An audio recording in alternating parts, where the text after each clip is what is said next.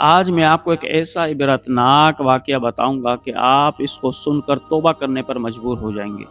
اور جوانوں، اگر آپ نے توبہ کر لی تو آپ اللہ کے حبیب بن جائیں گے۔ نبی پاک صلی اللہ علیہ وسلم نے ارشاد فرمایا، انا حبیب اللہ، میں اللہ کا حبیب ہوں۔ لیکن جو جوان جوانی کی عمر میں توبہ کرتا ہے، اللہ پاک اس کو بھی اپنا حبیب بنا لیتا ہے۔ تو توبہ اللہ پاک کو اتنی زیادہ پسند ہے۔ اب آئیے واقعہ سنیں، شاید کہ یہ واقعہ آپ کی زندگی کو بدل دے اور آپ بھی یہ 3 گناہ کبھی نہ کریں۔ پرانے وقتوں میں ایک غریب شخص، محنت مزدوری کرنے والا شخص، اپنی بیوی کے ساتھ رہتا اور صبر شکر کے ساتھ زندگی گزارتا۔ ایک مرتبہ وہ اللہ کی بارگاہ میں دعا کرنے لگا کہ اے بار الہ، میرے اور میری بیوی کو ساتھ رہتے ہوئے 20 سال ہو گئے۔ یا اللہ، 20 سال سے میں محنت مزدوری کر کے اپنا بھی اپنی بیوی کا بھی پیٹ پال رہا ہوں۔ اے مالک کائنات، تیرا شکر ہے۔ یا اللہ، تیرا شکر ہے کہ تو نے مجھے آنکھیں دی ہیں جو دیکھتی ہیں۔ یا اللہ، زبان ہے جو بولتی ہے، کان ہیں جو سنتے ہیں۔ یا اللہ، نابیناؤں کی آنکھیں ہیں لیکن دیکھتی نہیں، گنگوں کی زبانیں ہیں لیکن بولتی نہیں، لوگوں کے کان ہیں لیکن بہت سے لوگ سنتے نہیں۔ لیکن مالک کائنات، تیرا شکر ہے، میری تو آنکھیں بھی دیکھتی ہیں، کان سنتے بھی ہیں، زبان بولتی بھی ہے، میرے ہاتھ پاؤں بھی تندرست ہیں۔ یا اللہ، تیرا شکریہ۔ یہ شکر ادا کرنے کے بعد وہ مالک کائنات کی بارگاہ میں ایک عرض رکھنے لگا، کہنے لگا، یا اللہ، تو نے مجھے ہر چیز دی ہے، اے مالک کائنات، بس ایک چیز کی کمی ہے۔ یا اللہ، میرے گھر کے اندر بچوں کی خوشیاں نہیں ہیں، اے مالک کائنات، میری دعا کو سن لے۔ یا اللہ، مجھے اولاد عطا کر دے، خواہ وہ نعمت ہو یا رحمت ہو، لیکن یا اللہ ایک اولاد عطا کر دے تاکہ میرے گھر کے اندر بھی شور شرابہ ہو، بچے کی چہل پہل ہو، تاکہ میں اس اولاد کو دیکھ کر خوش ہوں۔ اب وہ روز میاں بیوی یہ دعا کرتے اور اولاد کی تمنا کرتے۔ اسی علاقے کے اندر ایک فاحشہ عورت تھی جو بڑی خوبصورت تھی۔ وہ لڑکوں کو، لوگوں کو، جوانوں کو اپنی طرف بہلاتی پھسلاتی تو لوگ اس کے حسن کو دیکھ کر اس کے دیوانے ہو جاتے۔ اب وہ اس کے پاس جاتے، وہ ان سے پیسے بٹورتی اور زنا کرواتی۔ ایک مرتبہ اس فاحشہ عورت کے پاس ایک شخص گیا، اس فاحشہ عورت نے اس سے پیسے لیے اور اس سے زنا کروایا۔ اس شخص سے حمل ٹھہر گیا، لیکن وہ فاحشہ عورت حمل کے بعد بھی لوگوں سے پیسے بٹورتی رہی اور برائیاں کرواتی رہی۔ لیکن جب حمل کو 9 ماہ پورے ہو گئے تو اس فاحشہ عورت نے بچے کو پیدا کیا۔ جیسے ہی پیدا کیا، کپڑے میں لپیٹا، رات کے وقت گئی اور باہر پھینک کر آ گئی۔ اب وہ غریب شخص فجر کے ٹائم اٹھا تو خدا کی قدرت، جس جھاڑی کے پاس اس بچی کو پھینکا گیا تھا، اس غریب شخص کا گھر بھی قریب ہی تھا۔ تو جب وہ فجر کے وقت باہر نکلا چہل قدمی کرنے کے لیے، تازہ ہوا لینے کے لیے، جیسے ہی وہ چند قدم چلا تو اس کو رونے کی آواز آئی۔ جب رونے کی آواز اس نے سنی تو وہ آواز کی تعقب میں گیا، دیکھا کہ جھاڑیوں میں ایک کپڑے میں لپٹی ہوئی بچی پڑی ہوئی ہے۔ اس غریب شخص نے اس بچی کو اٹھایا اور اٹھا کر ادھر ادھر دیکھا کہ شاید کسی نے رکھی ہو، لیکن کوئی نظر نہ آیا تو وہ اٹھا کر اپنے گھر کی طرف چل پڑا۔ اب وہ غریب شخص کی بیوی مالک کائنات کی بارگاہ میں دعا کر رہی تھی کہ یا اللہ، مجھے اولاد دے، مجھے اولاد دے۔ شوہر گھر پر پہنچا، اس غریب شخص نے اپنی بیوی کی جھولی میں اس بچی کو ڈالا اور کہا کہ دیکھ، مالک کائنات نے بغیر محنت کے، بغیر مشقت کے ہمیں اولاد دے دی۔ اب وہ بچی گھر کے اندر رہنے لگی۔ اب یہ غریب شخص تپتی دھوپ میں، گرمی میں محنت مزدوری کرتا رہا، اوور ٹائم لگاتا رہا، اس بچی کی خوب اچھی طرح پرورش کی۔ اب وہ بچی آہستہ آہستہ بڑی ہونے لگی۔ جب اس نے جوانی کی عمر کے اندر قدم رکھا تو وہ ایسی حسین و جمیل تھی کہ اس کے حسن کو دیکھ کر چاند بھی شرما جائے۔ اب لوگوں کے اندر اس کے حسن کا چرچا ہونے لگا، لڑکوں میں، جوانوں میں اس کے حسن کا چرچا ہونے لگا۔ تو میرے بھائیوں دیکھیں، قیمتی چیز کو اگر چھپایا جائے تو پھر اس کی حفاظت رہتی ہے، لیکن اگر قیمتی چیز کو آپ باہر رکھ دیں، جیسے سونے کو اگر آپ باہر رکھ دیں گے تو چور اٹھا کر لے جائیں گے، لیکن سونے کو آپ تجوری کے اندر رکھتے ہیں کہ قیمتی چیز ہے۔ ایسے ہی بیٹی ہو، لڑکی ہو، بہن ہو، یہ قیمتی چیز ہوتی ہیں، چھپانے کی چیز ہوتی ہیں۔ اگر ان کو پردہ کرایا جائے تو شاید یہ فتنے سے بچ سکیں، لیکن وہ لڑکی ایسی دیوانی بنی کہ لڑکوں نے اس کو ایسا خراب کیا کہ اس نے بے پردگی کی، اپنا حسن ظاہر کیا، تو آخر ایک نہ ایک دن تو کسی کا شکار ہوگی ہی وہ۔ اب کیا ہوا، اس کے حسن کا چرچا لڑکوں میں ہونے لگا، محفلوں میں چرچا اس کا ہونے لگا۔ جب لڑکے محفلوں میں، اجتماعوں میں اس کے حسن کا چرچا کرنے لگے تو یہ چرچا ہوتے ہوتے سردار کے بیٹے تک پہنچا۔ جب سردار کے بیٹے تک پہنچا، اور سردار کا بیٹا بھی بڑا حسین و جمیل تھا، اتفاقاً جب اس کے پاس یہ چرچا پہنچ گیا، یہ خبر پہنچ گئی، تو وہ بھی لڑکی کے تعاقب میں لگ گیا۔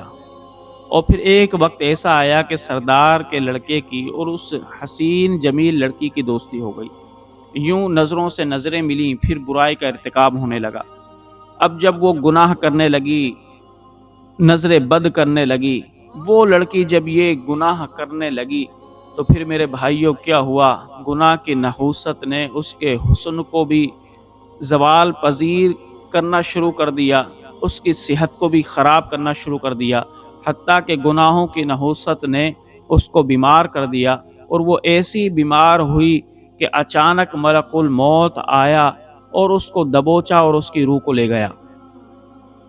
اب ماں نے جب دیکھا کہ میری بیٹی مر گئی ہے، گھر کے اندر کوہرام مچ گیا، اور پھر ماں نے اپنی بیٹی کو تختے پر لٹایا نہلانے کے لیے، تو ماں کیا دیکھتی ہے کہ آہستہ آہستہ اس کا چہرہ بدل رہا ہے۔ ماں نے جب یہ دیکھا تو جلدی جلدی اس کو غسل دیا، کفن دیا، اور پھر کہا کہ بھئی اس کو اٹھا کر اب چارپائی پر رکھو۔ لیکن جب عورتوں نے اس کو اٹھانا چاہا تو وہ بہت بھاری تھی، ایسا لگتا تھا کوئی بڑا پتھر ہے جس کو اٹھایا جا رہا ہے۔ وہ پھول جیسی لڑکی اب پتھر بن چکی تھی۔ آہستہ آہستہ اس کا وزن بھی بڑھنے لگ گیا، لیکن کسی طریقے سے بھی کافی عورتوں نے اس کو اٹھا کر چارپائی پر رکھا۔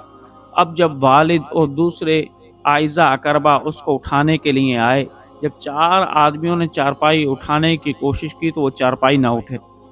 والد بھی بڑا حیران کہ میری بیٹی تو اتنی موٹی بھی نہیں، اتنا بڑا جسم بھی نہیں، کیا وجہ ہے کہ اتنا بھاری جسم اس کا ہو گیا ہے، اتنا وزنی جسم اس کا ہو گیا ہے؟ ایسا لگتا ہے کہ اس چارپائی پر میری بیٹی نہیں ہے، بلکہ پہاڑ پر سے ایک بڑا پتھر لا کر رکھ دیا گیا ہے۔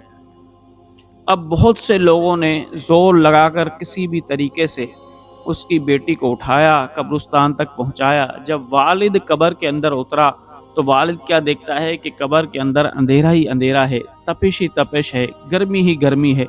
والد یہ دیکھ کر بڑا گھبرایا، اس نے اس بچی کو دفنایا۔ دفنا کر جب وہ واپس آیا، گھر کے دروازے پر ہی پہنچا تھا تو وہاں سے ہی شور مچانا شروع ہوا، کہنے لگا کہ اے میری بیوی، تو مجھے بتا تو صحیح یہ کیا معاملہ ہے، میری بیٹی نے ایسا کیا گناہ کیا کہ اس کے چہرے کا رنگ بھی بدل گیا اور اس کا جنازہ بھی بھاری ہو گیا۔ اتفاقاً جب اس نے یہ کہا، وہ عورت جو فاحشہ تھی وہ وہاں سے گزری، اس نے اس آدمی کو دیکھا، مزدور کو دیکھا تو پہچان لیا۔ تو وہ عورت کہنے لگی کہ بھائی سن، پہلی بات تو میں تجھے یہ بتا دوں کہ یہ جو لڑکی جس کو تو نے پرورش کی تھی، یہ تجھے پتا ہے کون ہے؟ یہ تیری ہی بیٹی ہے۔ یاد کر ایک مرتبہ جب تو گلی سے گزر رہا تھا، تو نے میرے حسن کو دیکھا تو یہ چاہت میں کی کہ مجھ سے ملاقات کرے، تو میں نے تجھے اپنے گھر کے اندر بلایا، تجھ سے رقم کا مطالبہ کیا، تو نے مجھے رقم دی اور تو نے مجھ سے کالا منہ کیا، اور تیری ہی وجہ سے یہ حمل ٹھہر گیا، تو یہ بچی تیری ہی تھی۔ تو میں نے تو اے اللہ کے بندے اس حمل کے بعد اللہ کی بارگاہ میں توبہ کر لی تھی، لہٰذا اب تو بھی توبہ کر لے، شاید کہ تیرا کوئی گناہ کا اثر تیری بیٹی پر پڑا ہو اور اس وجہ سے اس کا جنازہ بھاری ہو گیا ہو۔ تو وہ غریب مزدور اپنی بیوی سے کہنے لگا، اے اللہ کی بندی، تو ہی بتا کہ میری بیٹی کا جنازہ بھاری کیوں ہوا اور میری بیٹی کے چہرے کا رنگ بدلنے کیوں لگا؟ تو وہ غریب شخص کی بیوی روتے ہوئی اپنے شوہر سے کہنے لگی کہ اے میرے شوہر، تیری غلطی نہیں ہے، بات یہ ہے کہ جیسے ہی اس نے جوانی میں قدم رکھا تو پھر یہ بد نگاہی کرنے لگ گئی، لڑکوں سے دوستیاں کرنے لگ گئی، تو پہلا گناہ تو اس کا یہ تھا کہ یہ لڑکوں سے دوستی کرنے لگی، بدنگاہی کرنے لگی، اور دوسرا اس کا گناہ یہ تھا کہ سردار کے بیٹے سے رات کو تنہائی میں ملتی اور اپنا منہ کالا کرتی۔ اب مجھے تو پتہ چل چکا تھا، لیکن اس سردار کے بیٹے نے مجھے دھمکی دی کہ اگر یہ بات تو نے اپنے شوہر کو بتائی تو میں تجھے قتل کر دوں گا۔ لہٰذا میں نے اب اپنے قتل کی وجہ سے اس کے گناہ کو چھپایا۔ تیسرا گناہ میری بیٹی کا یہ تھا کہ جب میں اس کو کہتی کہ اے میری بیٹی اللہ سے ڈر اور یہ گناہ نہ کر، اگر دنیا سے تو چھپ سکتی ہے لیکن مالک کائنات سے تو نہیں چھپ سکتی، لیکن وہ اللہ رب ذوالجلال کا جب نام سنتی تو کہتی کہ اللہ ہے ہی نہیں، اللہ کا انکار کر بیٹھتی۔ اللہ اکبر!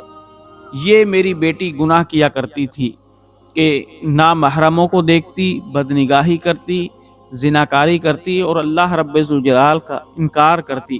اس گناہ کی وجہ سے مالک کائنات نے اس کے جنازے کو بھی بھاری کر دیا اور اس کے چہرے کو بھی کالا کر دیا۔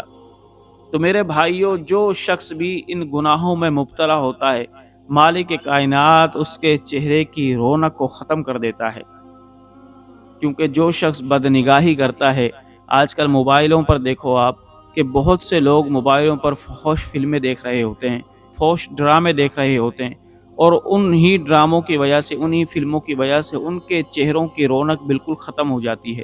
یہ کیوں؟ اس لیے کہ گناہوں کی وجہ سے اس کے اثرات، اس کی نحوست چہرے پر بھی پڑتی ہے، جسم پر بھی پڑتی ہے۔